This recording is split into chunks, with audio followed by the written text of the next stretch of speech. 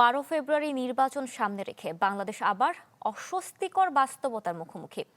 আন্তর্জাতিক গণমাধ্যম আল জাজিরার প্রতিবেদন বলছে, ভোটের কাউন্টডাউনের সঙ্গে পাল্লা দিয়ে বাড়ছে সহিংসতা, আতঙ্ক আর অনিশ্চয়তা।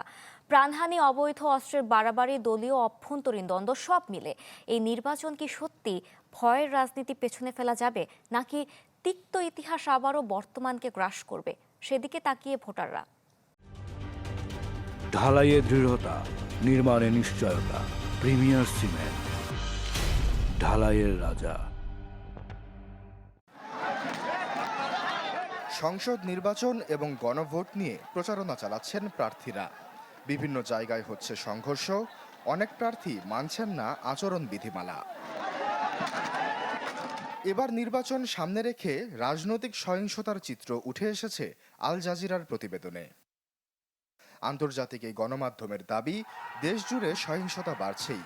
প্রতিবেদনে উল্লেখ করা হয়েছে, তফসিল ঘোষণার পর দেশে অন্তত 17 জন মারা গেছেন, যাদের 13 জনই বিএনপি। লুট হওয়া অস্ত্রের 3 ভাগের 1 ভাগই এখনও উদ্ধার করা সম্ভব হয়নি। প্রতিবেদনে বলা হয়েছে, কোনো হত্যাকাণ্ডই আনুষ্ঠানিকভাবে রাজনৈতিক উদ্দেশ্য প্রণোদিত হিসেবে চিহ্নিত হয়নি। মানবিক সহায়তা সংস্থা HRSS-এর তথ্য মতে, তফসিল ঘোষণার পর থেকে সারা দেশে অন্তত 62টি নির্বাচন সংশ্লিষ্ট সংঘর্ষ হয়েছে।